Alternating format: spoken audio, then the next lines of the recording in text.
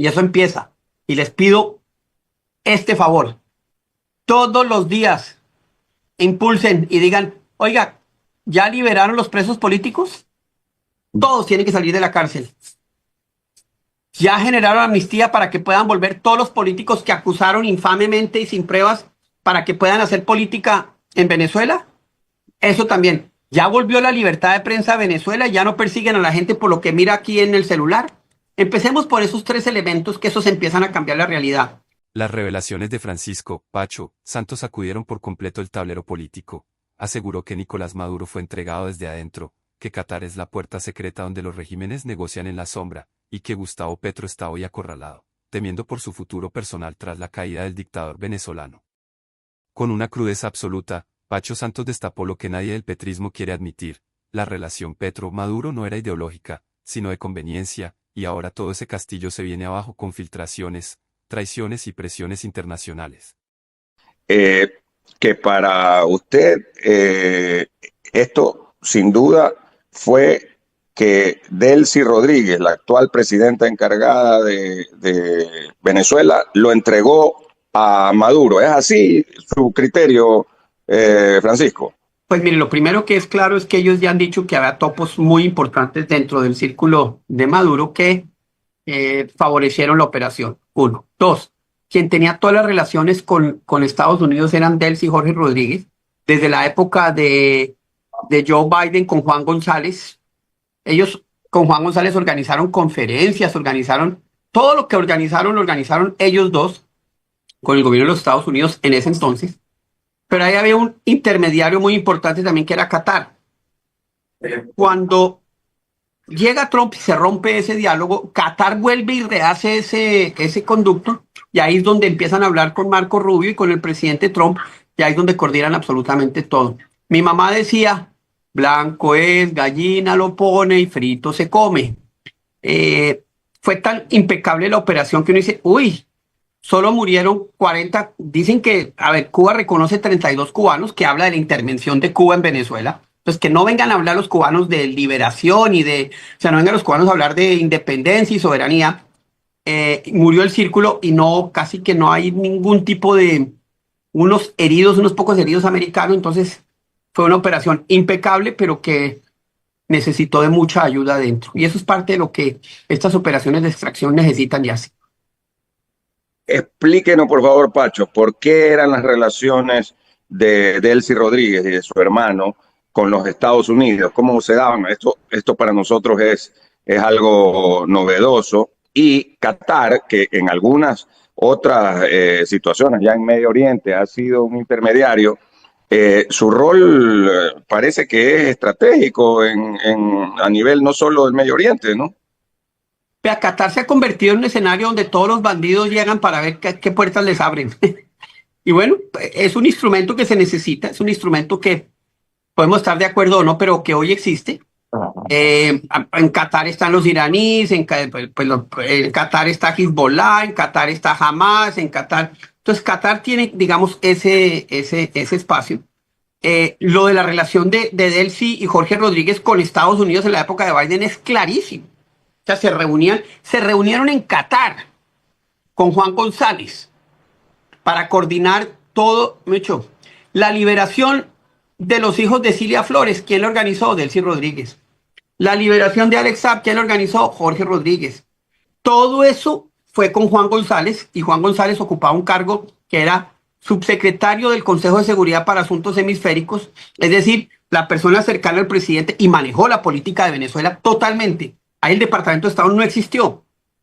En la época de Biden, el Departamento de Estado en América no existió, como tampoco en la época de Trump. En la época de Trump lo manejaba, era Marco Rubio, pero todo eso vuelve y revive. Y cuando el presidente Trump dice, no, es que vamos a trabajar con Delcy Rodríguez y hemos hablado con ella, ahí se conecta todo. Y obviamente, nuevamente, Qatar aparece como intermediario por un lado, pero por el otro también Delcy y Jorge Rodríguez, que son los que tienen esa relación, quedan en evidencia. Las 8:26 minutos, 8:26. Don Alcides Montilla y sus preguntas.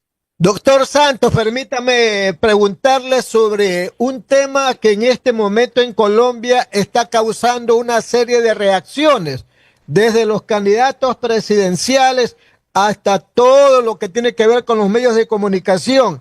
Esta llamada de ayer del presidente Trump al presidente Petro por más de una hora, han hablado de muchas cosas, han dicho que ya van a solucionar los problemas desde las acusaciones, tanto de Trump como de Petro, y que van a restablecer el diálogo, primero con los cancilleres, después con los presidentes, inclusive se habla de una visita de Petro a la Casa Blanca. ¿Qué le parece este reencuentro entre Petro con Trump, doctor Santos? Lo primero es que le estás dando demasiada importancia y estás creando toda una narrativa que no existe. Uno, no sabemos si Trump llamó a Petro o Petro llamó a Trump. Hay una foto de New York Times donde dice, lo está llamando el presidente Petro. Y eso cambia las cosas. Segundo, Petro entendió lo que le corre pierna arriba y dijo, uy, yo mejor empiezo a arreglar esto. Dos.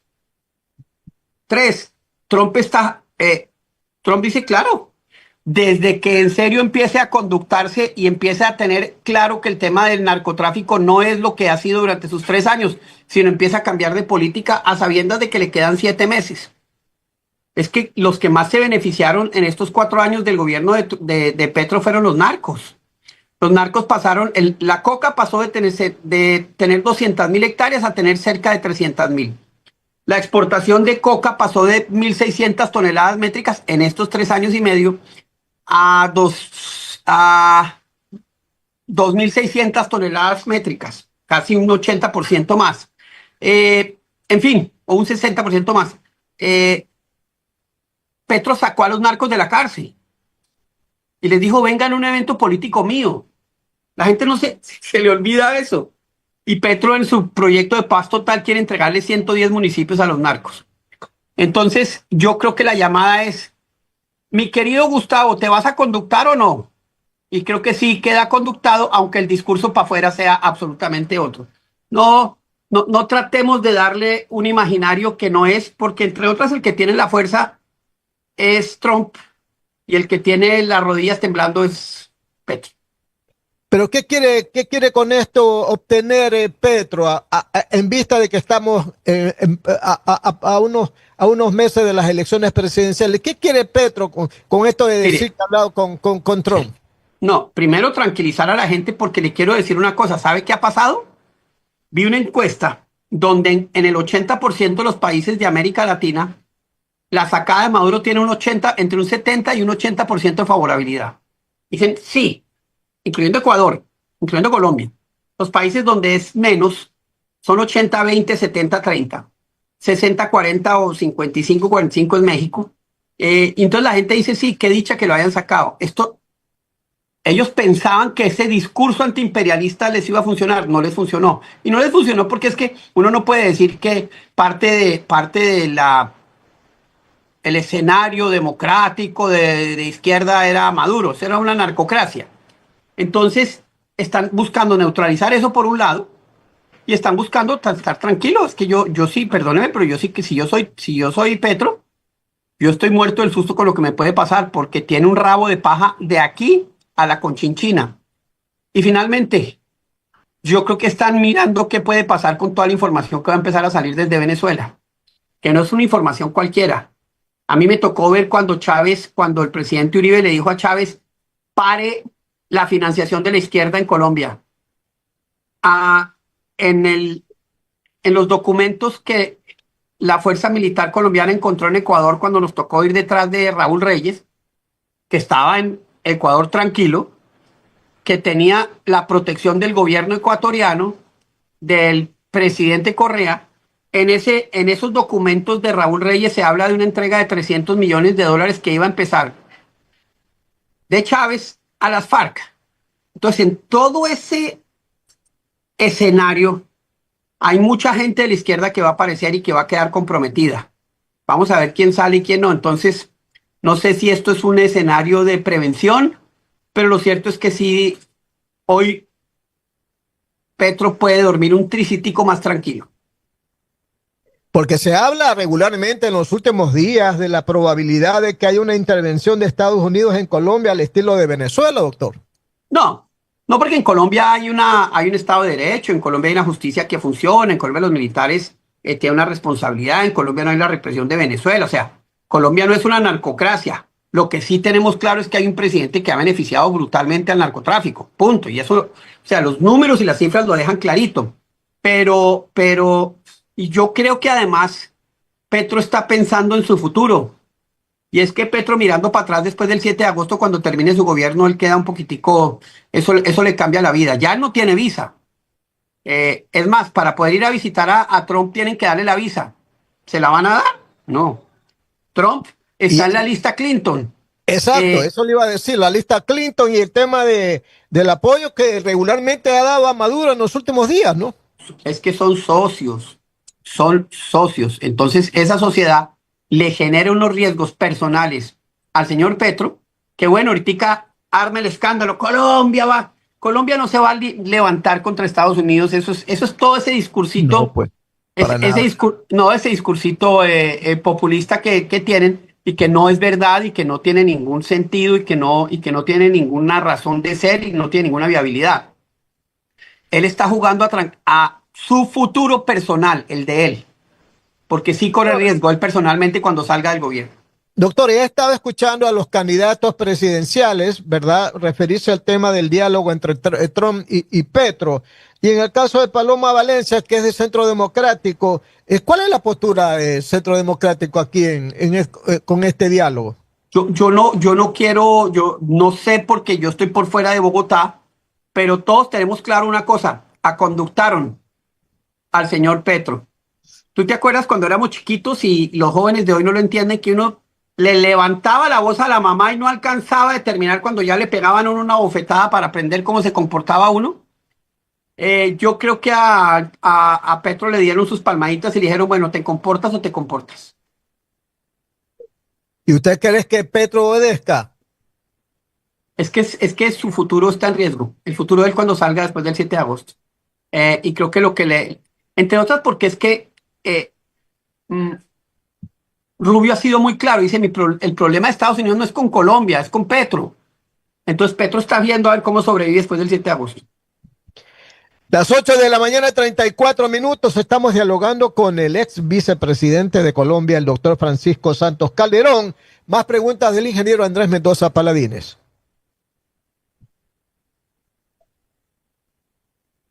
Creo que se desconectó el doctor Mendoza. Ingeniero. 8 de la mañana. Ahí estamos, lo que pasa.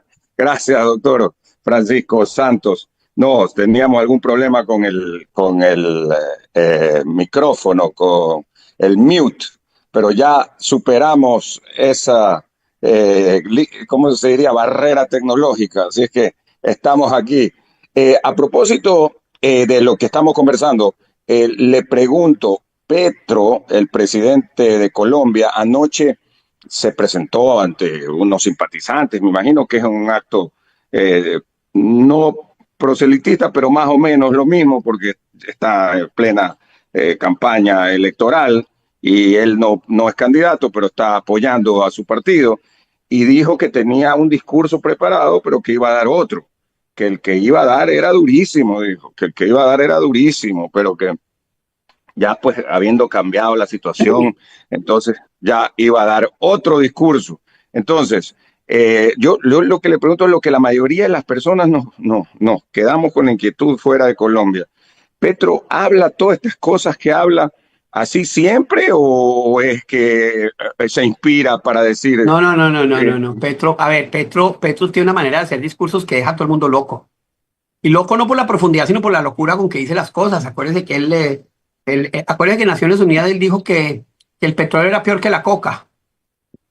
Al puro principio del gobierno. Eso dijo. Y frases como esas él las usa permanentemente, tergiversa la realidad, tergiversa los números, miente sin problema alguno. Muy parecido a ese discurso populista que tiene una realidad distinta a la que todos nosotros vemos. Entonces, él es así. Y él dice, queremos respeto y manejemos todo por las cancillerías. El que menos maneja las cosas por cancillería es él. ¿Ustedes se acuerdan lo que le dijo al presidente Castro cuando quedó elegido? Usted es un nazi. Claro, En su nazi, Twitter, así usted es. es un nazi. Hijo de nazi. Hijo de nazi. Entonces, pues, le salió su contraparte. Y te repito, yo creo que lo conductaron. Él está terminando, él sí tiene problemas, o sea, él vive una realidad distinta, por decirlo así. Entonces, pues, no le demos mayor importancia a eso y no le demos mayor... yo creo que esto termina así y él va a terminar así, pero sí creo que todo esto que está haciendo y sobre todo la información que va a salir de Venezuela le puede costar muy caro y por eso le está tendiendo puentes con la administración Trump. ¿Va a hacer algo en estos 8 meses? No, no creo. Entonces creo que estos puentes son simplemente a poder terminar bien, pero los problemas de él empiezan el 7 de agosto. Para culminar con la parte de Petro y de Colombia, se dice que ha tenido una estupenda participación, un gran trabajo, así como usted mencionaba Qatar hace poco, la embajada de Colombia en Washington. Ayer se mencionó que la embajada de Colombia en Washington ha tenido un gran trabajo para lograr esa charla telefónica entre Trump y Petro. Sí, mire, yo respeto mucho al embajador, lo conozco hace mucho tiempo, es un hombre muy serio, pero la influencia de Estados Unidos, de Colombia en Estados Unidos, cayó brutalmente. Nosotros, y yo fui embajador, teníamos acceso a todos los parlamentarios, teníamos un acceso inmenso a muchos sectores. Hoy eso ya no es así. Y creo que lo que se impuso fue una realidad pragmática, un pragmatismo, pero sí hay que reconocerle al embajador que logró esa llamada, porque le permitió a Petro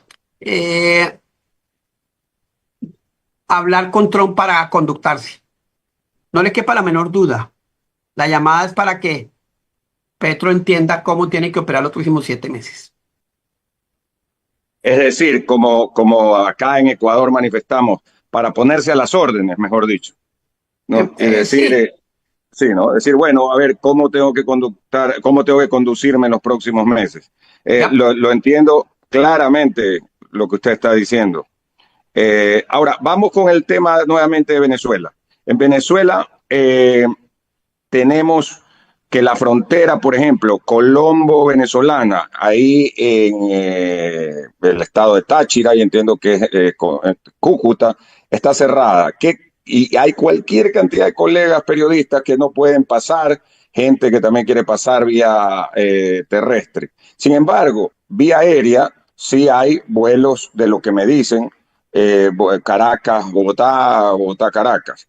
¿Por qué es el cierre de la frontera, usted cree, de manera así tan a rajatabla? Pero mire, es un carretazo porque la frontera sigue abierta, sobre todo para los delincuentes. Es que el ELN cogobierna en el Táchira, el ELN cogobierna en Apure, que el ELN cogobierna en una parte del estado de Amazonas y cogobierna el Zulia.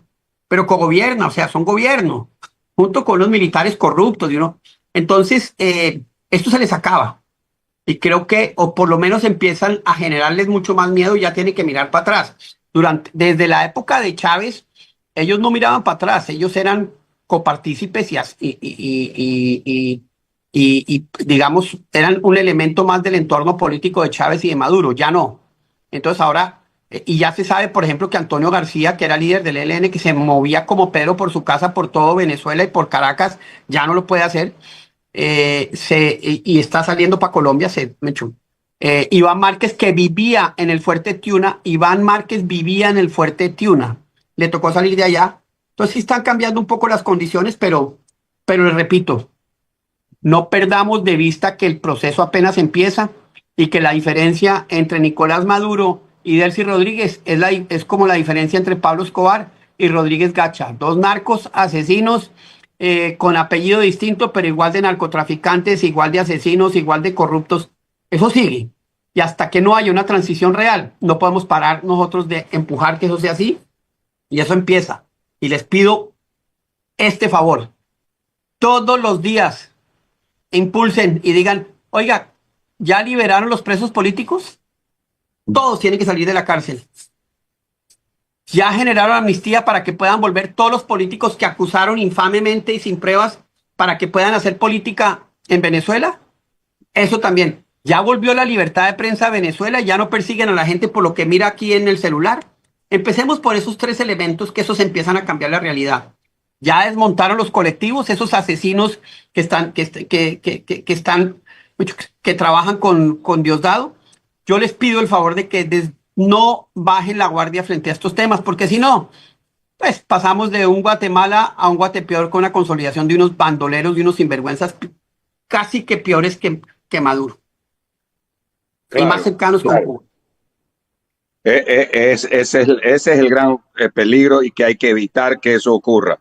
Las 8:42 y las preguntas finales para el doctor Francisco Pacho Santos, ex vicepresidente de Colombia, también ex embajador de dicho hermano país en los Estados Unidos, en Washington. Doctor Santos, hay 863 presos políticos en Venezuela. Hay muchísimos, ¿verdad? Bueno, mire, no puedo yo dejar de preguntarle el tema electoral en Colombia, porque ¿qué pasa con la centro derecha, verdad? Porque la izquierda parece ser que se va con Iván Cepeda. Pero en la centro derecha, ¿qué pasa? ¿Se van con Abelardo de la Espriella? ¿Qué pasa con Paloma Valdivia, que es la candidata de Centro Democrático? ¿Cómo va a ser la cosa? ¿Se van a reunificar para enfrentarse a Cepeda o no? Yo creo que se tienen que unificar, creo que ese proceso viene, pero todavía estamos, yo creo que las elecciones de marzo van a ser fundamentales para decidir cómo vamos a avanzar. Pero sí, es importantísimo que lleguemos con un solo candidato a las elecciones de mayo, y eso se va a dar. ¿Y ese sería Abelardo de la Espriella? No sé todavía, hay que esperar. Yo creo que la fuerza política se va a ver en marzo, esperemos a ver. Si se une la centro derecha con un solo candidato, ¿le gana a Iván Cepeda? Sí, le gana. No me cabe la menor duda, le gana a Iván Cepeda. Bueno, gracias, doctor, que le vaya muy bien, ¿eh? Chao, gracias a ustedes. Las palabras de Pacho Santos marcan un antes y un después en la comprensión del momento histórico que vive Colombia. No se trató solo de un análisis, fue una advertencia. Según él, la caída de Maduro abre una caja de Pandora que amenaza con exponer vínculos, negociaciones ocultas y apoyos clandestinos que durante años fueron negados por el petrismo. Y ahora, ante el giro geopolítico, Petro estaría maniobrando desesperadamente para protegerse. Pacho describe a un Gustavo Petro temeroso, debilitado y obligado a alinearse frente al presidente Donald Trump, no por convicción diplomática, sino porque entiende que su propia estabilidad jurídica podría estar en riesgo una vez deje el poder el 7 de agosto. La llamada con Trump, según Santos, no fue un diálogo entre iguales, sino una conducta forzada, un ultimátum, o rectifica, o se hunde. Además, las cifras sobre narcotráfico que presentó Pacho Santos son demoledoras: crecimiento histórico en cultivos, exportaciones récord de cocaína y beneficios directos a las estructuras criminales bajo la bandera de la paz total. Esto, sumado a la eventual desclasificación de información proveniente de Venezuela, podría convertirse en el mayor terremoto político que haya enfrentado un presidente colombiano en décadas. Por otra parte, Pacho advierte que el cambio en Venezuela no es un cierre, sino el inicio de un proceso donde toda la izquierda latinoamericana quedará expuesta, y muchos nombres, incluyendo el de Petro, podrían aparecer ligados a estructuras criminales, financiamiento ilegal o colaboración política con el chavismo. Y mientras todo esto ocurre, la oposición colombiana se prepara para un momento decisivo: la unificación de la centroderecha. Pacho lo dijo sin rodeos: si la centroderecha va unida, Cepeda está derrotado. Si va dividida, Colombia queda a merced del proyecto autoritario que Petro dejó sembrado. Las revelaciones de Pacho no solo encendieron alarmas, trazaron un mapa completo del riesgo geopolítico, electoral y judicial que enfrenta el país. Si tiene razón, Colombia está entrando en la fase más delicada de su historia reciente,